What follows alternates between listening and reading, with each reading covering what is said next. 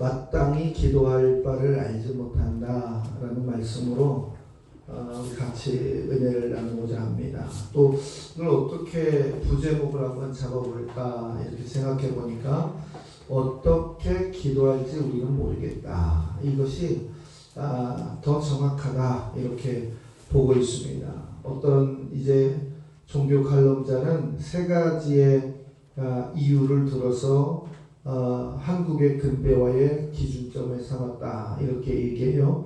그 첫 번째가 뭐냐면 새마을 운동이다. 그래서 이 백성에게 보릿고개가 없어지게 만들었던 한국 사회 근대화의 기준이 됐다. 또 새벽 조찬 모임, 저도 많이 하다가 코로나로 인해서 이제 많이 멈췄는데 사회의 각 지도층, 종교의 지도자들이 아침부터 모여서 식사를 나누고 아이디어를 나누면서 사회를 개혁했던 이런 민중의 운동들, 또 하나 교회사적인 역사로 보면 새벽 기도회, 이렇게 세 가지를 우리에게 볼 수가 있습니다. 그래서 세상 사람들은 이 두 가지는 흉내낼 수가 있어요.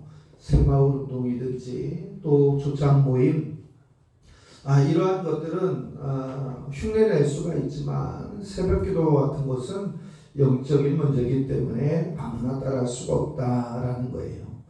조지 허버트라고 하는 신학자는 기도는 영혼의 피다 이렇게 정의를 내렸습니다. 즉 피가 없으면 빈혈이 생기고 어지럽고 그 힘을 발휘하지 못하는 것처럼 신앙생활을 하는 성도가 어지럽다, 쓰러진다 라고 할 때 영혼의 피가 모자라서 그런 것이다 라는 거예요.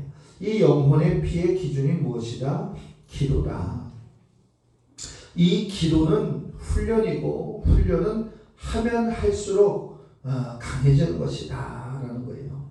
요즘에 TV에 보면 강철 부대 시즌2가 나오지 않아요. 근데 그 프로그램의 예비역들의 사진들, 활동하는 이런 비디오를 보면 저들처럼 이렇게 훌륭한 대한민국의 군인들이 나라를 지키고 있으면 어떠한 사람들이, 어떠한 나라가 우리를 침략할 수가 있겠느냐라는 생각을 하는 거예요. 강하니까, 자기를 스스로 지킬 수 있으니까 방어가 가능한 거다라는 거예요. 오늘 기도하는 사람은 어떤 사람이냐? 손만 뻗으면 하나님을 잡을 수 있는 사람, 영적인 친밀감이 회복된 사람. 그래서 마치 날마다 주님과 동행하기를 즐겨하고 그 포근함과 인식함을 갖고 살아서 세상의 온갖 근심과 걱정에서 자유로운 사람. 그 사람이 오늘 제가 말씀드리려고 하는 마땅히 기도할 바를 알지 못하는 자다.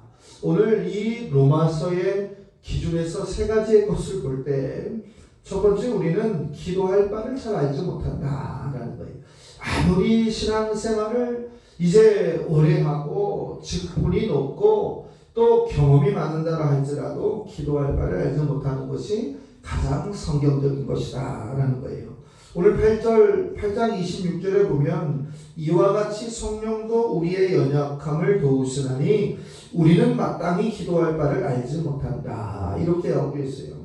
세 번역에서는 이 후렴을 뭐라고 읽고 있냐면 이와 같이 성령도 우리의 연약함을 도와주신다. 즉 기도는 내가 하는 것 같지만 성령의 은혜를 통해서 우리가 하나님의 은혜 안에서 할 수 있는 것이다 라는 거예요. 여기에서 우리는 누구를 얘기하느냐? 모든 그리스도인들을 이야기한다 라는 거예요. 그러니까 그리스도인들은 이미 기도를 잘하고 회복하고 살아가는 것 같지만 마땅히 기도할 바를 알지 못한다라고 하는 것이 당연한 답이다 라는 거예요. 기도의 목적, 기도의 내용, 이러한 모든 것이 하나님의 뜻에 맞지 않을 수 있다라는 거예요. 신약 성경에서 가장 큰 획을 그었던 사도 바울은 오늘 왜 기도할 바를 알지 못하는 사람, 그리고 그 기도할 바를 알지 못하는 사람의 부류에 자신이 포함되어 있는가라는 거예요. 사도 바울의 행적을 이렇게 각 전도 여행과 복음 전하는 사역의 기준에서 보면 그는 충만한 사람이었어요. 바울보다 더 충만한 자가 신약 성경에 과연 몇이나 더 소개가 될 수 있을까? 바울보다 더 열정적인 사람이 더 얼마나 있을까라는 거예요.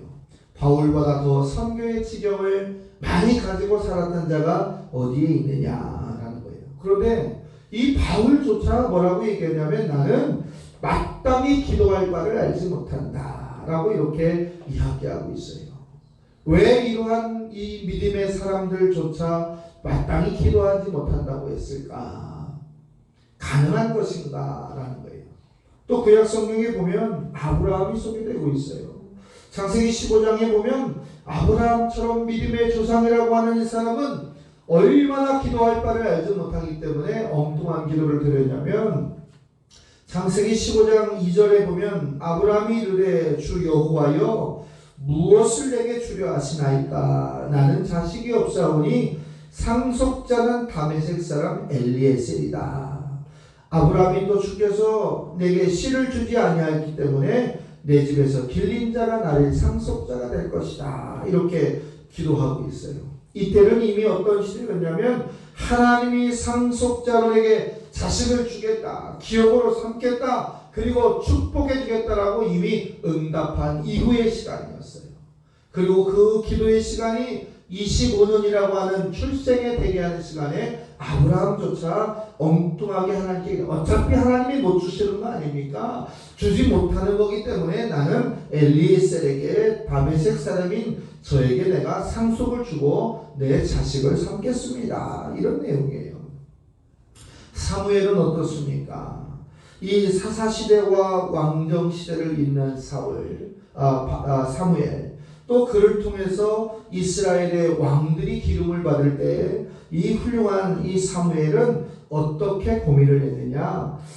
하나님이 이 사무엘을 통해서 사울을 이제 내려놓게 하고 다윗을 세운다라고 이야기할 때 이 사무엘은 슬퍼서 울면서 기도했어요. 그리고 이제 그 모습이 하나님 앞에 보였습니다. 사무엘상 16장의 말씀에 보면 하나님 여호와 앞에서 사무엘에게 이르시되 네가 언제까지 슬퍼하겠느냐 이렇게 얘기해요. 네가 사울 때문에 얼마나 더 슬퍼해야 되겠느냐? 너는 뿔에 기름을 채워가지고 가서 베들레헴 사람 이새의 아들 중에 그 사람에게 왕을 세워라 라고 하나님은 이야기하고 있어요. 믿음의 사람들의 각 모양들을 보면 하나님이 원하는 마땅한 기도를 드리지 못했다라고 하는 것이 당연한 것이다. 바울도 그랬고 사무엘도 그랬고 또 모든 기도의 사람들이 다 그렇게 살아왔다라는 거예요. 그러면 우리는 어떤가라는 거예요. 두 번째로 보면 이 마땅히 기도를 할지 모르는 사람들은 거절받은 응답도 수용해야 된다라는 거예요. 바울을 다시 한번 소개하면 고린도후서 12장 8절과 9절의 말씀을 보면 이렇게 기도합니다. 이것이 내게서 떠나가게 하십시오. 내가 주께 3번이나 간구하였더니 나에게 이르시기를 네 은혜가 족하다, 너에게 족하다 라고 이야기하면서 이는 내 능력이 약한 데서 온전하여 짐이라 이렇게 얘기하고 있어요. 즉 뭐예요? 바울은 날마다 기도했어요. 내게 이 육체의 가시만 제거해 주면 내가 하나님의 일을 더 기쁜 마음으로 하겠습니다. 더 전도도 열심히 하고 복음 살게 더 열심히 하겠습니다. 그러니 내가 3번씩이나 하나님 앞에 기도하니까 내 육체의 가시 좀 제거해 주세요. 하나님의 응답은 뭐였냐면 내 은혜가 내게 족하다라는 거예요. 너에게 족한 것, 그것이 그 이유가 무엇이냐? 네가 약한 데서 기도하고 눈물을 뿌려 기도하면서 나타날 때 네가 완전하여지는 복음의 승자가 된다라는 거예요. 하나님의 대답은 뭐였어요? 노였습니다. 바울과 같은 대사도의 기도 가운데도 하나님의 응답은 거절처리였어요. 고린도후서 12장 9절에 보면 이는 내 능력이 약한 데서 온전하여짐이라.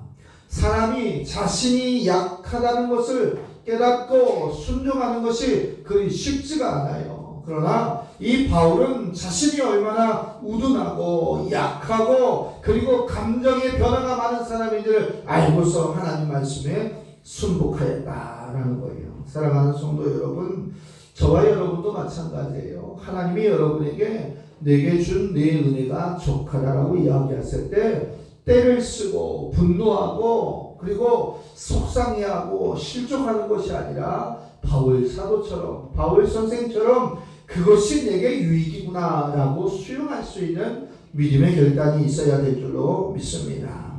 하나님이 사람을 전적으로 의지할 때, 사람이 하나님만을 전적으로 의지할 때 하나님의 지혜가 우리의 지혜가 되고 하나님의 능력이 우리의 능력이 되고 하나님의 사랑이 우리의 사랑이라는 것을 체험할 수 있다는 거예요. 그래서 약한 자가 강한 자가 되는 겁니다.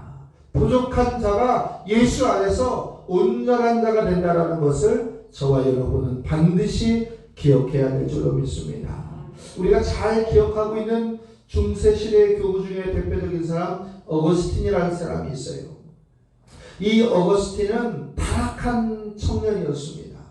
하나님을 배신하고 하나님과 상관이 없는 삶을 살았어요. 그의 어머니 모니카 여사는 이 아들을 보면서 하나님께 날마다 기도했어요. 이를 하나님이 붙잡아 주셔서 하나님께 수임받는 자녀가 되기를 원합니다. 이렇게 기도했어요. 그런데 이 어거스틴은 어디를 가기를 원했냐면 가장 발달되어 있고 살기 좋은 곳 로마로 가기를 원했어요.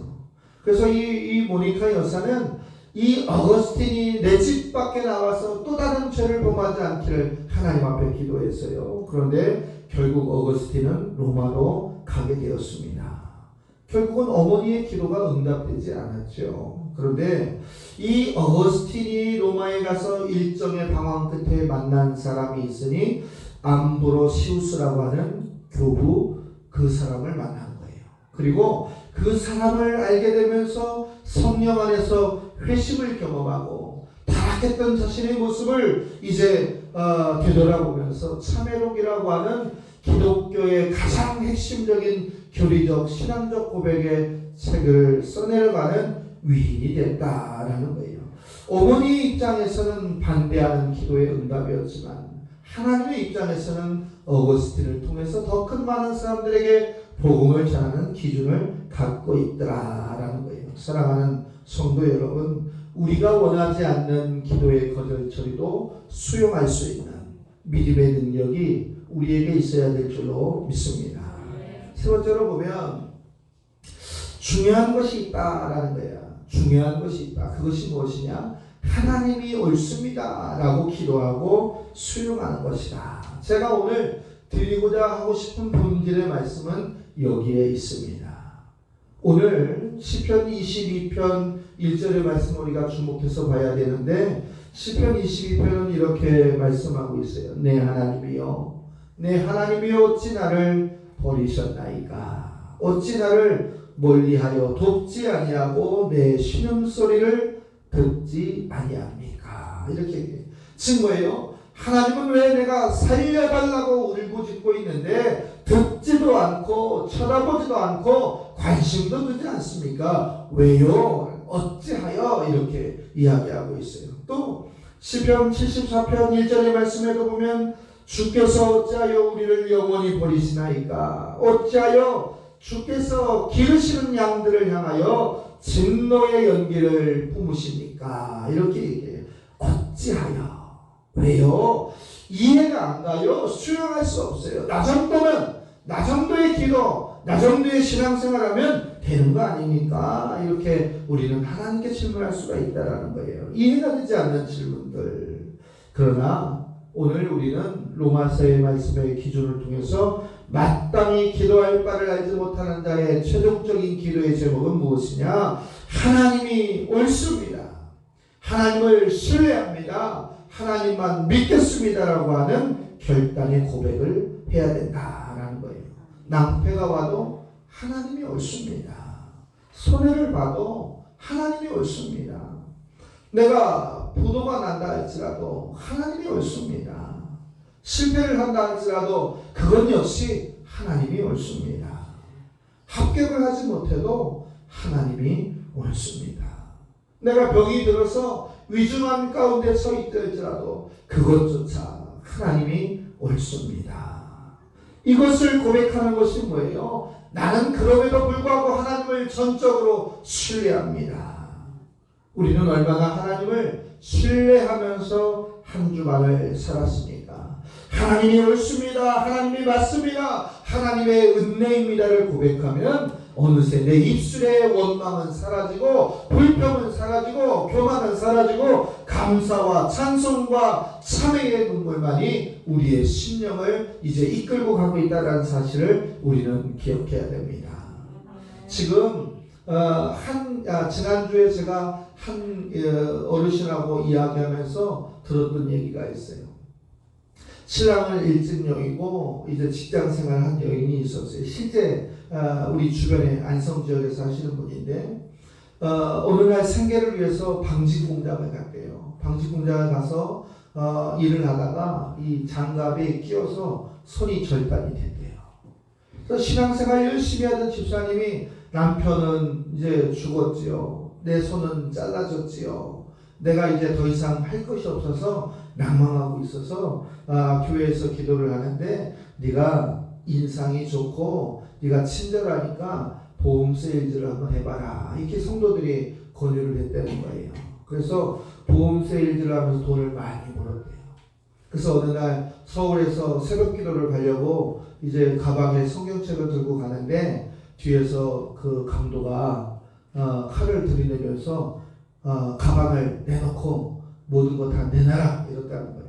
근데 이분이 어떤 마음의 감동이 드냐면 하나님이 새벽에 교회를 가는데 이렇게 얘기해. 야, 너는 예수 믿으면서 지혜가 그렇게 없냐? 네 팔을 빼서 그에게 던져줘라.